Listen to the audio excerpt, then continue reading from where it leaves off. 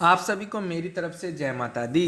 कई सारे भक्तजन का ये प्रश्न बार बार सुनने को आता है, मंत्र जप करते समय हमें किन किन बातों का ध्यान रखना चाहिए, यानी सावधानी बरतनी चाहिए। क्या बातें शास्त्रों में प्रमाणित हैं और क्या करना चाहिए, इसके बारे में मैं आपको सीधे शास्त्रों में लिखित बातें ही बताऊंगा ताकि आपके मन में कोई भी शंका ना रह जाए। देखिए, शास्त्रों में साफ साफ लिखित है कि मंत्र जप जो है निम्न प्रकार से किए जाते हैं, जिसमें पहला नंबर है आपको कि नग्न होकर जप नहीं करना चाहिए। जी हाँ, भूलकर भी आपको कभी नग्न होकर मंत्र जप नहीं करना चाहिए। इस बात का विशेष ध्यान रखिएगा। मैं सात्विक जप की बात कर रहा हूँ, मैं नास्तिक जप की बात नहीं कर रहा हूँ जो भूत प्रेत मरी मशान इत्यादि पे लागू होते हैं। मैं उनकी बात नहीं कर रहा हूँ, मैं सात्विक यानी हमारे देवी देवताओं से संबंधित मंत्र जप की बात कर रहा हूँ। दूसरे नंबर पर बताया गया है कि सिले हुए वस्त्र पहनकर जप नहीं करना चाहिए।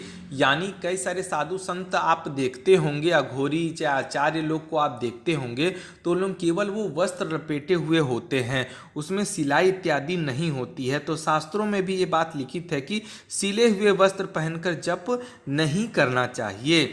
बाकी क्या कर सकते हैं, आज की व्यवस्था पूरी तरीके से बदल चुकी है, तो इस पे तो विशेष ध्यान कोई दे नहीं सकते हैं। लेकिन अगर आपसे संभव हो सके तो जो है आप धोती टाइप का आता है पीले रंग का चाहे भगवा कलर का, उसे आप लपेट कर जो है आप मंत्र जप कर सकते हैं। तीसरे नंबर पर आता है कि शरीर व हाथ अपवित्र हो तो जप नहीं करना चाहिए। जी हाँ, शरीर व हाथ अगर यानी आपका शरीर अशुद्ध है, पवित्र नहीं है, तो आपको उस दौरान भी मंत्र जप नहीं करना चाहिए। और सबसे जरूरी बात शास्त्रों में बताई गई है कि मस्तक के बाल खुले रखकर मंत्र जप भूल कर नहीं करना चाहिए। जी हाँ, कई लोगों भक्तजन को मैंने देखा है कि वो सीधे गौमुखी पे माला डाला और तुरंत जपना शुरू कर दिया, भले ही उनकी चोटी और उनका सर खुला रहे, ऐसा नहीं करना है। मस्तक को हमेशा ढक के ही आपको मंत्र जप करना चाहिए। साथ ही पांचवें नंबर पर बताया गया है कि आसन बिछाए बिना जप नहीं करना चाहिए, यानी आपको आसन अत्यधिक आवश्यक होती है मंत्र जप के दौरान। बात करते हुए भी जप नहीं करना चाहिए, यानी अगर आप जप कर रहे हैं तो ये नहीं कि बीच बीच में ब्रेक लेकर आप किसी के प्रश्नों का उत्तर देने लगें और फिर राम राम कृष्ण कृष्ण करने लगें, ऐसा भी काम आपको नहीं करना चाहिए। शास्त्रों में ये बात बताई गई है कि अन्य मनुष्य की उपस्थिति में जप नहीं करना चाहिए, यानी आप जब देखिए कि आपके परिचय के लोग वहाँ नहीं हैं तो उस दौरान आपको जप नहीं करना चाहिए। ये नहीं कि कोई भी पब्लिक आ रही है जा रही है, कोई भी जो सज्जन पुरुष या सज्जन महिला कोई भी है जिसे आप नहीं जानते हैं, तो उनके सामने आपको मंत्र जप नहीं करना चाहिए। हाथ व मस्तक को ढके बिना जप नहीं करना चाहिए, इस बात का भी आपको विशेष ध्यान रखना चाहिए। स्थिर चित्त से ही जप करना चाहिए, यानी जब आपका मन स्थिर रहे तभी आपको जप करना चाहिए।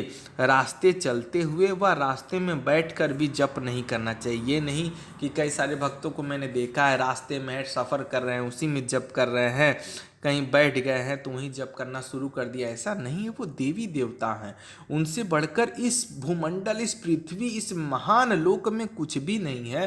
तो जब भी जप करें तो प्रेम पूर्वक करें, सही दिशा में करें और सही दशा में करें, ठीक है। और बताया गया है कि भोजन करते समय भी जप नहीं करना चाहिए। ये नहीं कि आप भोजन कर रहे हैं उसमें भी आप जप कर रहे हैं, तो ऐसा नहीं है।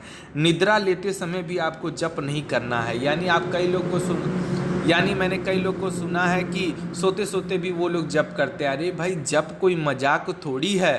भक्त और भगवान के बीच का जो तार होता है वो सीधे जप के माध्यम से ही पूर्ण होता है, तो आप इतनी बड़ी गलती तो कदापि ना करें। उल्टे सीधे पैर रखकर लंबे पैर कर कर भी जप नहीं करना चाहिए। जी हाँ, ये नहीं कि आप पैर की दिशा किधर भी मोड़ उड़ के आप जो है जप कर रहे हैं, चाहे सीधे करके जप कर रहे हैं। मैं इस बात को मानता हूँ कि जप करने के दौरान जो है पैर में दर्द शुरू हो जाती है, क्योंकि नस जो है सिकुड़ जाती है, लेकिन इसका मतलब ये नहीं कि आप जो है गलत तरीके से, गलत दिशा में और गलत पैर करके आप जो है जप करें। इसका आपको नकारात्मक प्रभाव भी देखने को मिल सकता है, इस बात का आपको विशेष ध्यान रखना चाहिए। छींक नहीं लेनी चाहिए, ठीक है, खरखराना भी नहीं चाहिए और जप करते समय आपको थूकना भी नहीं चाहिए और नीचे के अंगों को स्पर्श नहीं करना चाहिए। भयभीत अवस्था में भी जप नहीं करना चाहिए, यानी अगर आप डरे हुए हों अत्यधिक तो भगवान को याद करें, उनका स्मरण करें, या नहीं कि जप करना शुरू कर दिया और नीचे के पार्ट्स, यानी आप समझ सकते हैं मैं क्या कहना चाहता हूँ, उसको टच नहीं करना चाहिए। साथ ही बताया गया है शास्त्रों में कि अंधकार वाले स्थान में जप नहीं करना चाहिए, यानी आप ऐसा ना हो कि चारों ओर से रोशनी बुता दिए हों या तक कि आपके सम्मुख दीपक भी प्रज्वलित ना हो, उस अवस्था में आपको मंत्र जप नहीं करनी चाहिए। इस बात का आपको विशेष ध्यान रखना चाहिए। मंत्र जप करते समय इस बात का आपको विशेष ध्यान रखना चाहिए कि बिना आसन का मंत्र जप नहीं करना चाहिए। इस बात का आपको विशेष ध्यान रखिएगा। देखिए, मंत्र जप के लिए आपको सबसे उत्तम रहेगा कपास का आसन, कंबल ले सकते हैं, कुश का आसन ले सकते हैं, इससे आपको सौभाग्य प्राप्त होता है। काले मिग्रचम का आसन ज्ञान सिद्धि प्राप्त करता है। बाघ चर्म का आसन मोक्ष व लक्ष्मी प्राप्त कराता है। रेशम का आसन पुष्टि कराता है। कंबल का आसन दुख नाश करता है। कई रंगों की कंबल का आसन सर्वार्थ सिद्धि देने वाला होता है। इस बात का आपको विशेष ध्यान रखना चाहिए। साथ ही कुछ बात मैं आप सभी को और बता दूं कि मंत्र जप करने का जो सबसे उत्तम समय होता है, जो हर भक्तजन जो सिद्धि प्राप्त करना चाहते हैं उनके लिए सबसे उत्तम है सूर्य ग्रहण और चंद्र ग्रहण के समय किया हुआ जप जल्द ही शीघ्र होता है, अग्रसित होता है, उसमें जल्द ही सिद्धि प्राप्त होती है। और साथ ही आपको कर्क संक्रांति व मकर संक्रांति में भी जप करने का विशेष फल प्राप्त होता है। अगर ये सब भी संभव ना हो सके तो रविवार और अमावस्या में किए जाने वाले जप का भी उत्तम फल हमारे शास्त्रों में लिखित बताया गया है। अगर मेरे द्वारा दी गई जानकारी आप सभी को पसंद आई हो तो चैनल को सब्सक्राइब करना बिल्कुल ना भूलें। धन्यवाद। जय माता दी।